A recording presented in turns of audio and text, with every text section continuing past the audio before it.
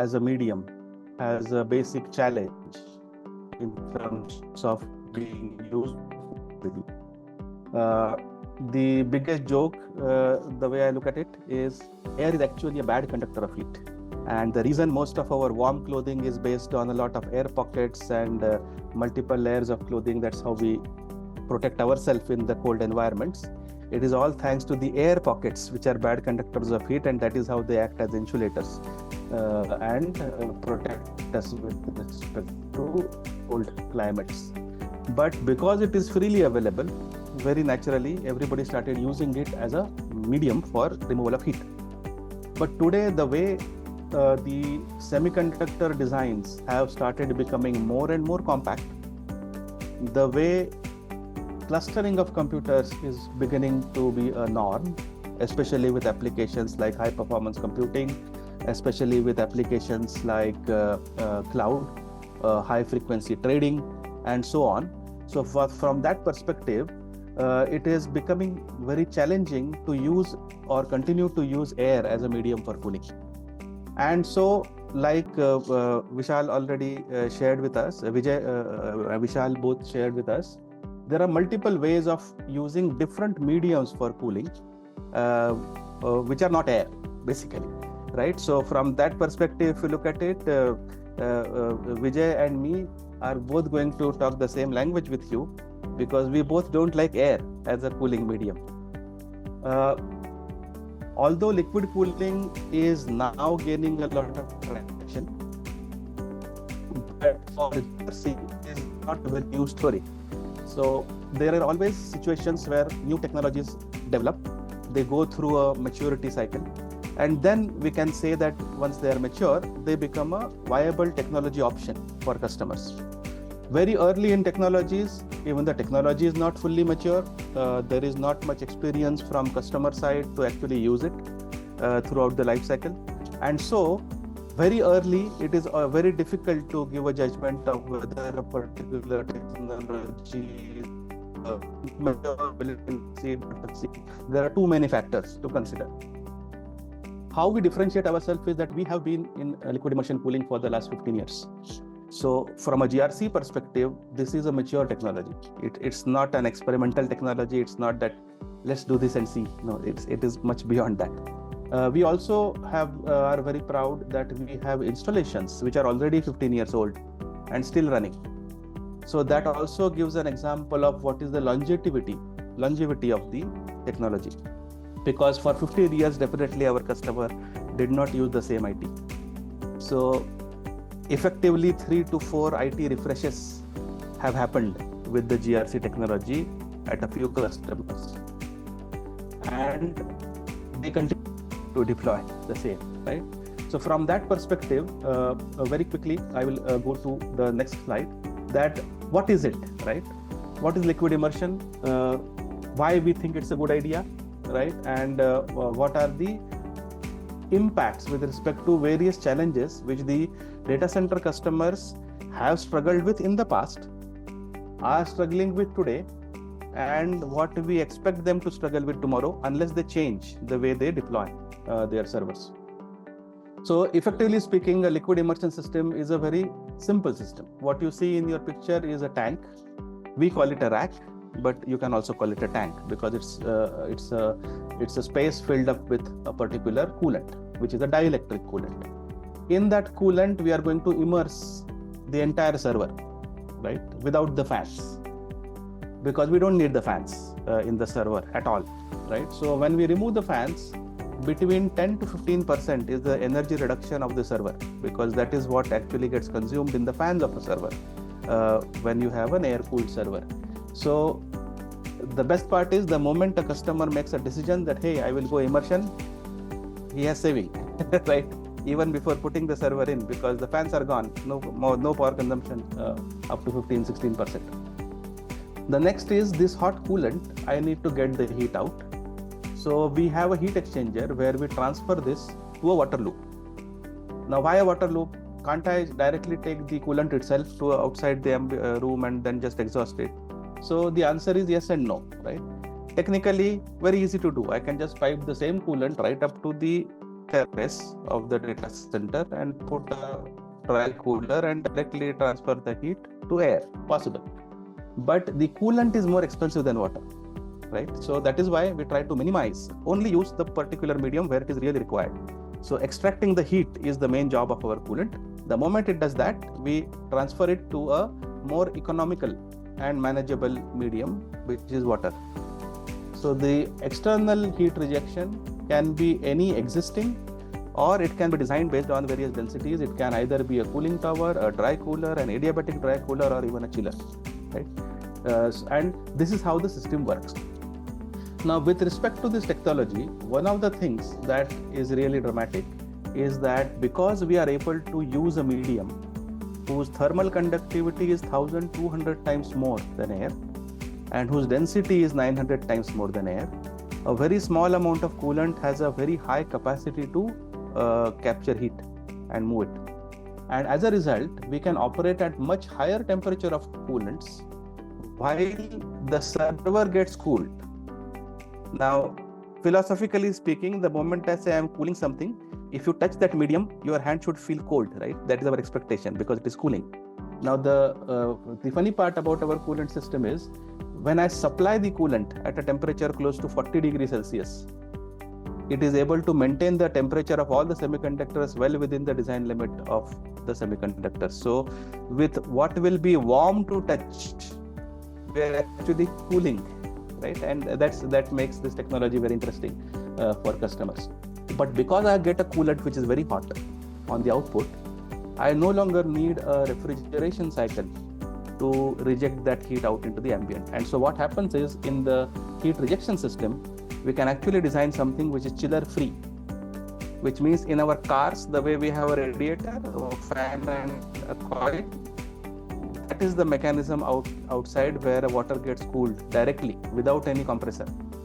This results in a huge amount of energy saving because typically the refrigeration cycle takes up 80% of energy consumption in a data center. And so we have seen that even in tropical climates like India, in Mumbai, we have customers who have announced to the world that they are operating their data center with a total PUE of 1.1, which includes power losses, which includes cooling losses. So very, very high efficiency becomes possible because of the system.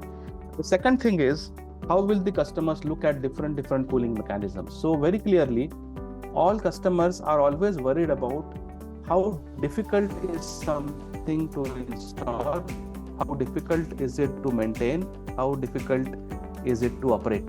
So in this picture, what you will find on the server side, 0 moving parts, right?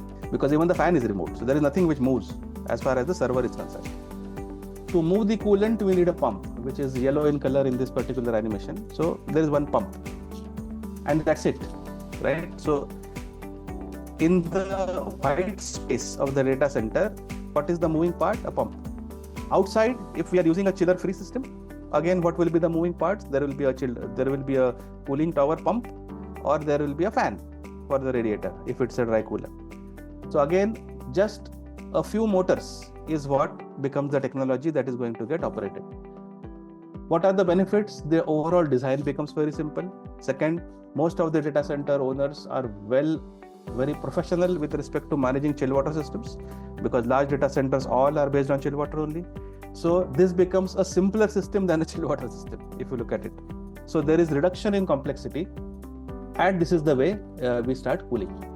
I was very happy to see that Vijay had also shown a particular slide where he talked about the difference between TDP and heat flux. And so that is again something which is very important for our customers to realize, that now the vocabulary of data center design from cooling is beginning to change. There was a time when we used to say that, oh, there is a new chip which is getting launched, which is going to have a TDP of 1000 watts. Can you cool it? Right? So we saw that it is very easy to arrive at wrong judgments, right? And today we know the way the social media is, whether something is true or not, it is very easy to make it viral. So just 2 years back, I saw that there was a lot of claims by many technology evangelists that liquid immersion cannot cool anything more than 400 watts, right? And so what happened 2 years back, somebody from our own industry put a 1000-watt TDP chip and showed how it is getting cooled with a liquid immersion technology. At the same time, GRC was thinking much beyond, because we knew that in the near future, at least in the next 10 years, chips with a TDP of 3000 watts, 5000 watts are also a possibility.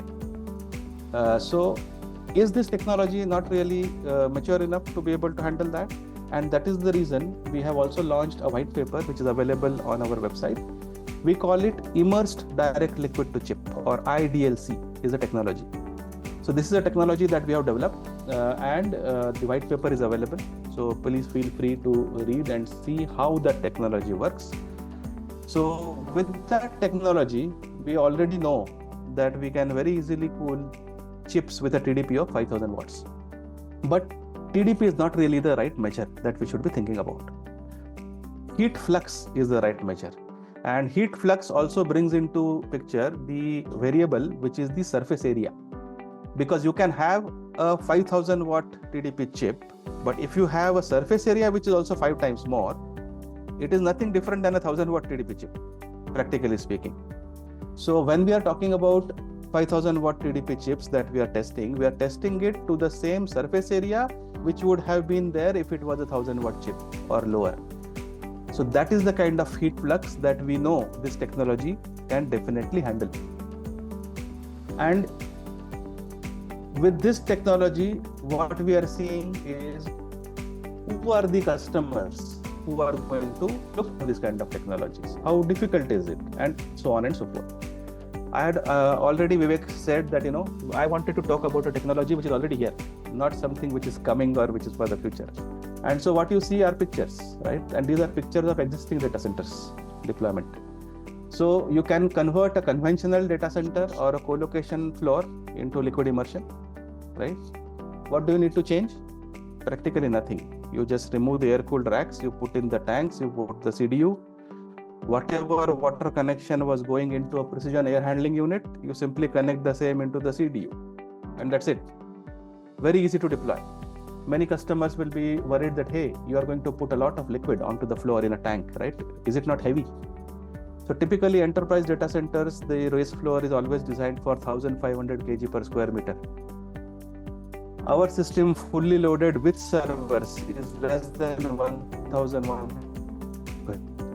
So there is a benefit in spreading it horizontally. Your weight becomes lower. Just to share with you, there are various technologies of cooling which are vertical rack oriented, right? Their customers have started already seeing there is a challenge with weight itself.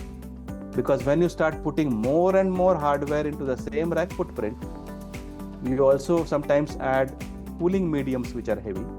And then you suddenly find that now new data centers, customers are actually thinking, should they increase the floor loading capacity by design to more than 2000 kg per right? Why? Because that is the trade-off of that particular technology. You definitely save space, but then your loading on the same floor space becomes more. Here we have a benefit. We are spreading the weight over a larger area, and so you don't need to do anything special with respect to your infrastructure or slab design. When we cool a system completely with an immersion, what is the big deal, right? What is the great thing about it? The great thing about it is we no longer have the constraints of air. Air we use for cooling, but air comes with its own constraints. What kind of constraint? Air also has humidity, which means if you are going to use air or partially air, you do need to control the humidity in the data center, right? You also have contaminants in the air. So if there are corrosive gases, you need to worry about it, because through the air it goes in and it starts corroding your motherboard and chips and various connections which are on the server. But the moment you are immersing it, it is like you are having a conformal coating. Now, many of the audience who are exposed to harsh environment deployments know that the typical answer that any semiconductor OEM will give you that, oh, you want something for harsh environment, I will conformal coat it, right? That is the answer, which means what? You prevent air from touching it, your semiconductors. Here, naturally you get that kind of an effect. So the life of the hardware increases, the failure rate of the hardware reduces because the thermal stress is lower, efficiency increases, so your PUE is lower. You can put more IT load, almost 30 to 40% more IT load with the same total power bill being constant. So there are various usages of this particular technology because of which customers are finding it pretty interesting. Vijay and Vishal both also talked about the concept of a hybrid data center. We do see a lot of talk from customers that, oh, liquid cooling we need to look at because high density and AI and so many things, right? But we all know in reality, it is always a hybrid system. Why? Because everything does not require high density cooling and everything is by default air cooled. So if you have a large data center deployment where you have large storage boxes, you are not going to do liquid cooling to that. It will require air cooling. There may be switches, there may be routers, which will continue to be air cooled. Why? Because they are not really that dense. And so from this perspective, you always find that there will be hybrid deployments, will be very common. And the third picture which you see is one of our systems which is deployed in Texas in an existing data center.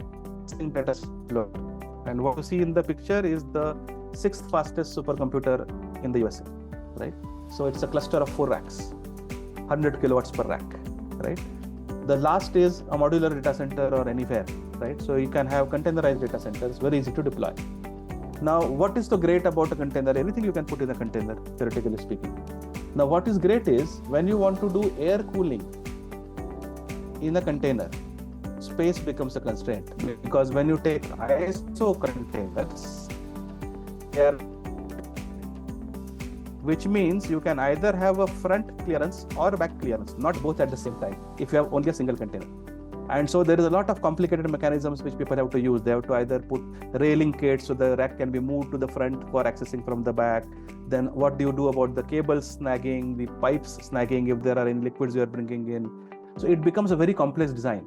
But with the tank system, because the tanks are very slim, you can have 2 rows of tanks on each side of a container inside. You still have a walking space in the center, no moving parts.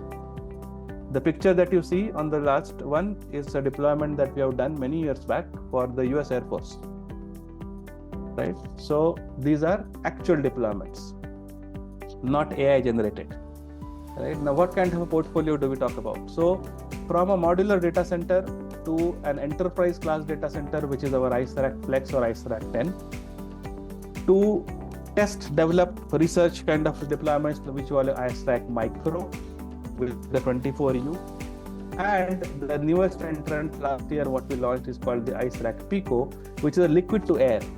Now, this is also a funny story of how technology is developed, right?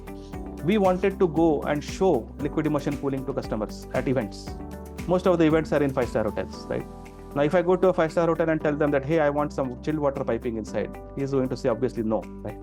So how do I demonstrate a working server in liquid immersion? And so we designed this from India, which is a 5U 3 kilowatt system. You can put in a server, no water connection required, direct coolant to air. It's like a refrigerator you keep, right? You just put the server inside and you can work it for as long as you want. The moment we started doing this at events, a lot of customers came to us and said, hey, why don't you build an edge system for us, a far edge system? There are a lot of applications where we need to put less number of IT, typically less than 10 branches, right? Can you not develop something? So now we have developed the Pico as a 10U 13 kilowatt unit. No water connections, just place it anywhere, put the hardware in, it is like an appliance, you start using it, right? So we are trying to make it easy. The third thing which customers used to be very concerned about that, oh, are you going to have an oil inside? How do I manage that oil? If I put my finger in, what will happen? And things like that, correct?